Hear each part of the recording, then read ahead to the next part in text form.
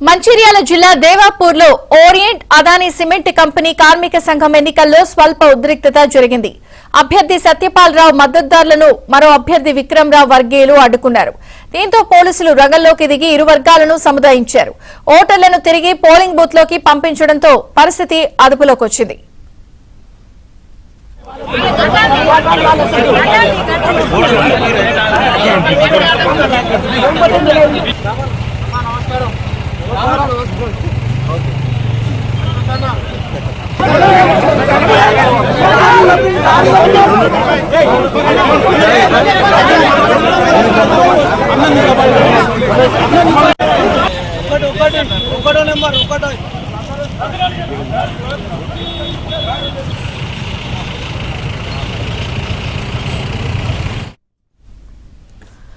కాంగ్రెస్ నేతల మధ్య ఆధిపత్య పోరుకు ఎన్నికలు పరాకాష్ఠగా నిలిచాయి. మంచిర్యాల ఎమ్మెల్యే ప్రేమ్సాగర్ రావు తమ్ముడు సత్యపాల్ రావు కార్మిక సంఘం ఎన్నికల్లో బరిలో నిలిచారు.